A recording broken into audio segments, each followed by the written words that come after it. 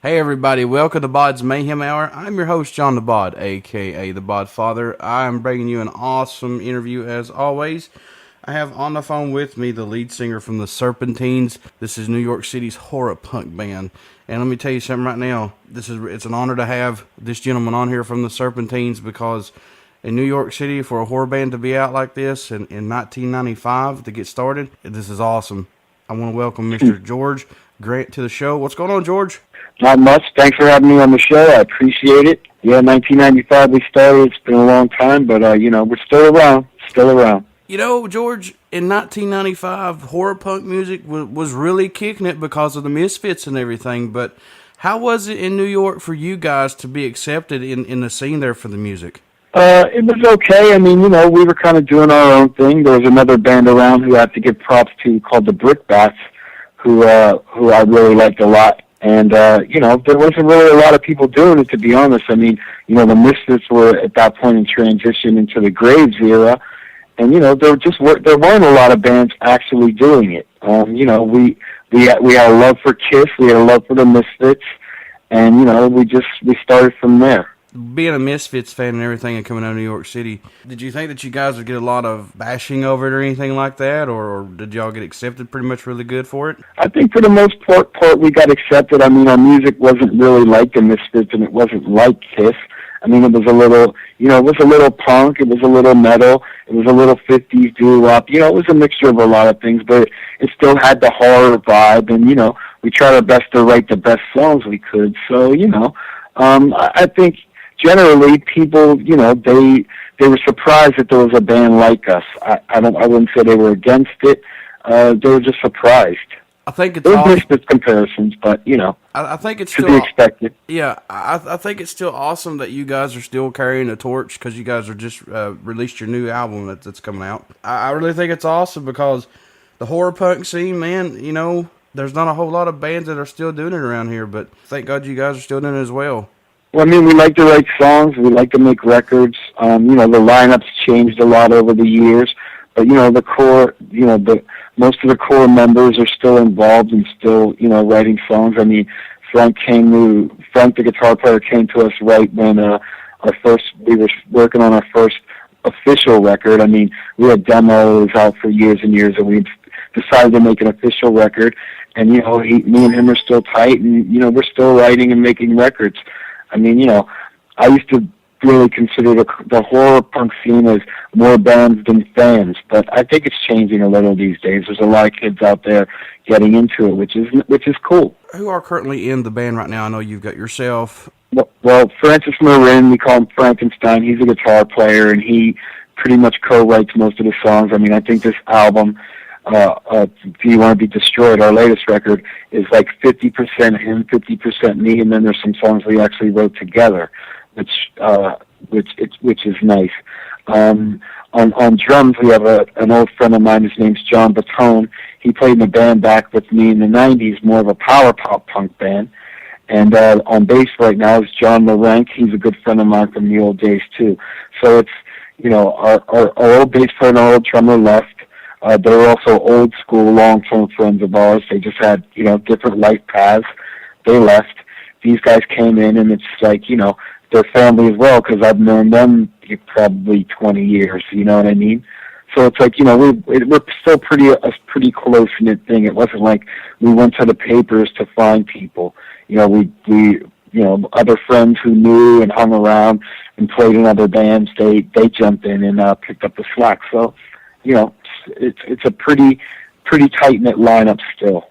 It seems like the horror punk bands and punk bands are really tight and a really close-knit group of people, because you could take a person from another band and it just all fits as chemistry. But I think it's really cool because you hardly ever see anybody from the outside coming in to join a band, and if they do it, it has to take a special person to do that. Yeah, I agree. I mean, there's some people love the horror. That's just the way it is, and like, to be a part of that, you have to have a certain mentality. You have to love horror movies. You have to love, you have to love punk. You have to love rock and roll. You have to love music. That's one thing about the horror scene. Like, the people in it love music. And from what I see, a lot of them love all kinds of music. They're very music articulate, but, horror punk and horror rock is really their passion. Yeah, I absolutely love horror music. Love it. I don't think there's anything else better out there, and that's just my opinion. I love horror music. I always have. I love horror movies. I love monsters. I've always loved everything about it since I was a kid, like long before I started ever even playing music. So, of course, it's evident that that's like going to seep into people's personalities as musicians. I mean, Gene Simmons was my hero when I was a kid. Like the Demon. His personality of Kiss was what I felt. Was what I was feeling. So it makes a lot of sense that when you get older and you play in a band that that part of my personality comes out. I mean, it's always been there, but it comes out in the music as well. Right. George, your guys' music, actually your lyric draws influences from monster and horror movies, also science fiction. And this is, when I saw this, it really struck me, and I wanted to ask you about it, even spaghetti westerns. How did that tie into your music? I love the spaghetti western. I mean, if you watch High Plains Drifter, which Hell California is basically written about High Plains Drifter, it's a ghost story. It's a very well written and very subtle ghost story, which, a guy comes back and gets vengeance as a ghost for the town that kind of basically betrayed him when he was sheriff. And I think that's cool. It isn't overt. If you're really looking for it, and you've seen the movie as many times as I have because it's one of my favorites, you get it. And I think that's as cool as any type of slasher movie, in my opinion. The Good, the Bad, and the Ugly is awesome. It's not really a ghost story, but it's like there's something about the spaghetti western that's it's just something very special about it. I'm going to play my idiot card here, and I normally do this on the show. I just stick my foot in my mouth, but anyway. It's okay. We all do it. I'm a huge Clint Eastwood fan. I love the westerns. I love them. But I did not know that High Plains Drifter was about a ghost. I never paid any attention to that. Well, at the end, the little guy who he made mayor and sheriff, the little person, he says, I never did get your name. And he says, you know who I am. And then he rides off onto the desert and disappears. That's true. He came back and got vengeance on the people of that town. As many times as I've seen that movie, never paid any attention. Watch it now. It lends a whole new light to the movie once you realize that. That is true. You learn something new every day.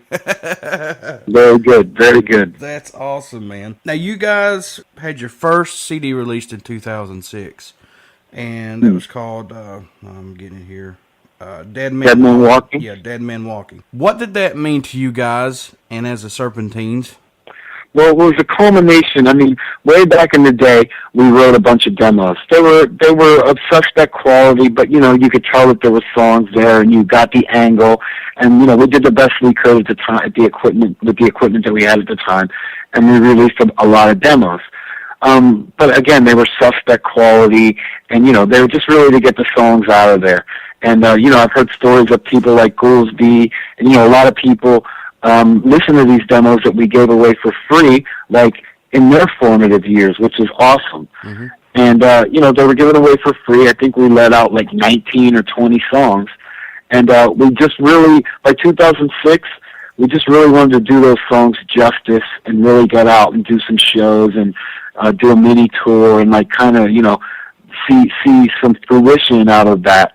And so we went in and recorded Dead Men Walking, which was, with the exception of 3 songs on the record, were demos that we originally did, but, we did them nice. We went in the studio, we recorded them properly, and, really set them up to sound good. Then in 2007, you guys did a follow-up CD, Superhuman Monsters Show, I'm sorry.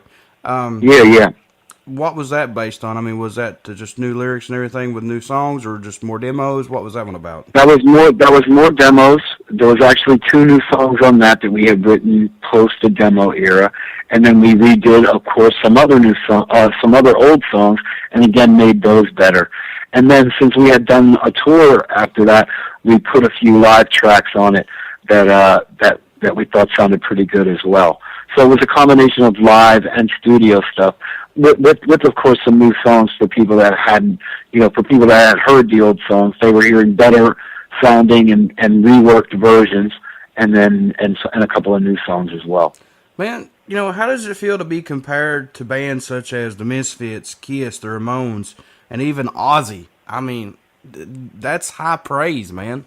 I mean, all I can say is we just do what we do. We enjoy doing it. It's not like it's a big money business. You got to do it because you love it, pretty much at this point. I mean, the entire music industry, is taking a beating just because, most people don't really buy their music anymore. Mm-hmm. That's one thing I could say about the horror scene. The people who like the music are collectors, and they support the bands. They push the bands, they support the bands, and they buy things from the bands. And that's the best thing that could happen for the bands because it keeps them able to keep making music. If people don't pay for your music, eventually you just can't make it anymore because it does cost money. It's crazy that I've seen some really great local bands that's actually hit it real big, like Blitzkid, for instance. There's some Blitzkid stuff that when they first come out with that was free. Now you can hardly even buy it because it's expensive to buy. And I think that's really awesome. That shows you, that speaks volumes for what they've done. Absolutely. I mean, Blitzkid is probably the foremost forerunner of all the horror bands right now, and I'd say for a lot of different reasons, besides the fact that they have good songs, they're great guys. They really got out there and they pushed. They toured a lot. They did the world, and the horror scene should be super proud of Blitzkid because they put a lot about the horror scene. They put it on the map in certain terms. I mean, there'll always be the Misfits. I consider them one of the originators, if not the originator. But as far as a new band, they're probably the band that got the scene noticed the most.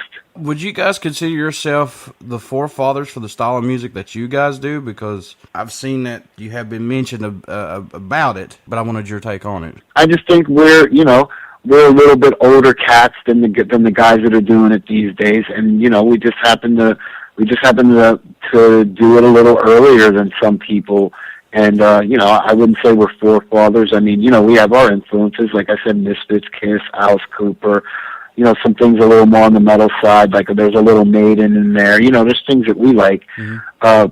As far as forefathers, we just happen to do it a little earlier. I wouldn't necessarily call ourselves forefathers, but if people think of us that way, that's cool. No problem there. How's the music scene in the area for the style of music, horror, punk, stuff like that nowadays? There never really was a scene for it. I mean, a lot of times we play along with regular acts, regular rock and roll acts or metal acts.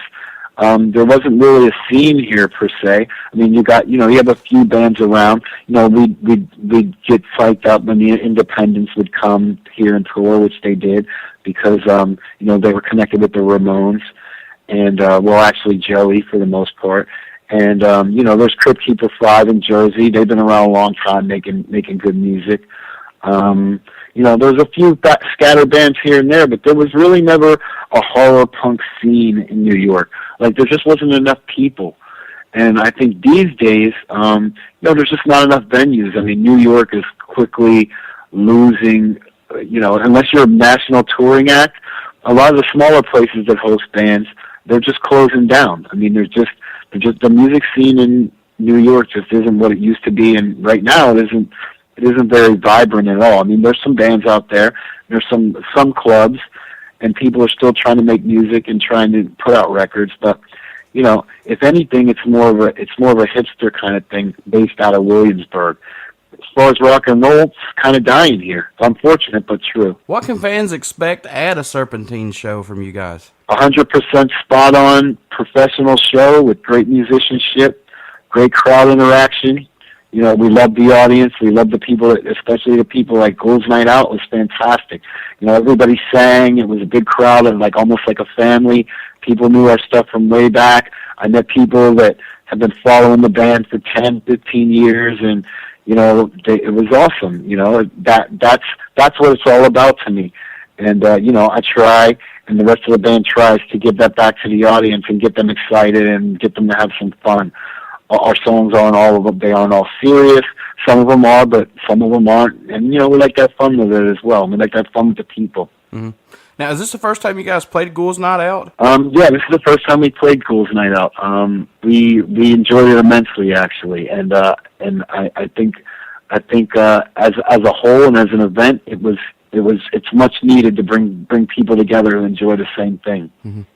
George, you guys have played probably clubs and festivals. What would you say is your favorite thing to play, the club or festivals? I think clubs are fun to play because you're just in a certain position where, you know, I like a challenge, and I like playing at a club where you know, some people, you know, there's a good crowd and nobody's ever heard of us, and I like to see the reaction by the time we're off the stage of like, wow, these guys really gave us a show. You know what I mean? Like they're like, wow, we didn't expect this, and wow, we got something that we enjoyed that we didn't expect. I really like that aspect of it. What do you think that the Serpenteens brings to the table for music? I think we have a lot of experienced musicians, and as songwriters over all these years, we've gained a lot of insight in songwriting, and I think we're bringing a very professional sound, professional quality to you know, a scene that, you know, I wouldn't say is unprofessional,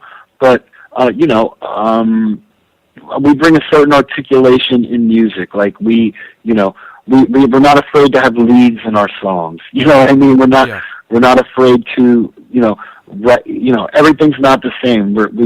We're not afraid to bring all different types of genres into one album. There may be country here. There may be country punk, psychobilly, metal, rock, you know, straight punk. You know, we bring, on any given album, we bring every type of music that we love under one banner and make horror songs out of it, which I think is fairly unique. Yeah. And I think bands nowadays are kind of scared to go out of their little element, if I could say that, because it's either this is the style we're going to do and not go out of it. I think bands should go out a little bit because you're just creating more good stuff, I think. I believe that your band and your band works as a unit, and when everybody is in sync in their brain, like I can say when we're writing a song, and I can't really think, I can't really actually play the guitar part that I'm thinking of. I'm so in tune with Frank, who's the guitar player, that I can say, this is what I have in my mind, this song, or this band, or this sound, this guitar player is what I have in mind for this guitar part. Can you think of something like that? And he immediately knows who I'm talking about because we're so close in terms of, you know, our understanding and likes in music. I mean, I think that kind of works with a lot of bands, but you know, I think it's special when that happens to the degree that we have it. Yeah. It's all about chemistry, ladies and gentlemen, and then that's exactly. You guys have a new album out called "If You Want to Be Destroyed." Let's talk about that a little bit. What can we expect from this album? Well, I think it's by far our best album to date. We've done some things on this album that we've never done before. You know, there's songs with strings. There's you know, we've just upped our game. Every album is a chance for us to up our game. And, you know, that's just what we did here. It's loud, it's heavy, it has country, it has metal, it has rock, it has punk, all based on horror, of course. And, you know, we've just upped the game in terms of our writing. Most of the songs are new, as opposed to, you know, them being old demos. And, you know, we just tried to express ourselves as, you know, 15 years later, like we've come from this to this, and you know, I think it's a noticeable difference, and I definitely think it's a next level thing. I mean, at least that's what people who are buying the record and listening to it are saying. They're saying it's our best stuff yet. So I'm very happy about that. Awesome! I can't wait to hear it. I've got the last two albums that you guys put out, and I just recently, sadly, just started getting into your guys' music, and I like it. I really like it. I'm glad. That makes me happy because that makes this all worthwhile. For somebody to say that, it makes it all worthwhile. Yeah, it's really great music, man. I mean, honestly, because like you said, I can hear the psychobilly in it. I can even hear the Kiss influence in it, dude. I mean, exactly. That's very true. I mean, you know, that's my first and foremost formative year rock and roll band. When I was growing up, you know, Kiss was my number one band. I mean, I still love them a lot, I only really probably listen to things up to a certain point at this point. Like, I don't really listen to their new stuff because that's not for me. Right. I think I listened to everything probably up to where the makeup came off. And I still listen to Kiss a lot. I mean, they were formative for me. And there's definitely an influence in there. There's no doubt. I'm glad you could hear it, though. Yeah, I definitely do, and I like it. I really like it, and and the thing about your guys' music, as I've said to several bands, is your music is diverse. It goes, you got different styles of music on it, and I think you guys have really hit the nail on the head there, and that's awesome, man. Well, thank you. I mean, I listen to country music. I listen to Motown. I have a side project that's totally Stax Motown, 60s, early 70s soul sound. I mean, I love that stuff. I mean, I love pretty much all kinds of music. I love industrial. I love metal. I love early death metal. I'm going to see The Sword next Sunday. I love all kinds of music. I mean, another band I'm listening to right now a lot is Ghost. I really love Ghost. Yeah, Ghost is freaking amazing. So it's like, there's such a wide variety of music that I listen to that, of course it's only going to seep in. And, Frank, my guitar player, who's co-writer with me, he's the same way. He listens to everything. The guy is like a metal encyclopedia.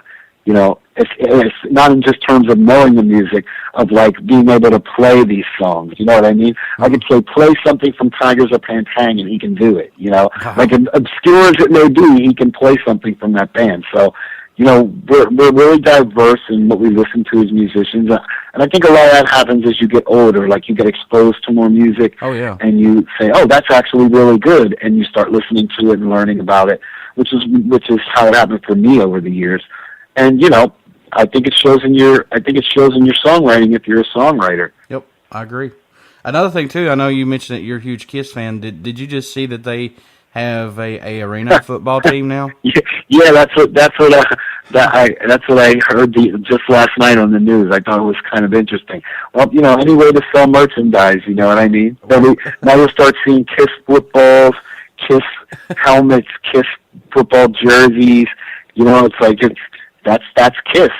I was at work and seen it, and I was like, really? A freaking football team?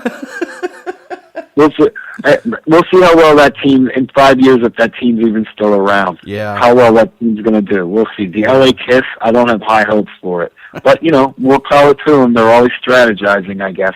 George, have you guys ever had any fan come up and say, hey, man, your music has really helped me out, and I really love it? What does that mean to you guys? Well, like that, people appreciating the music in any form is like the biggest compliment you can be paid.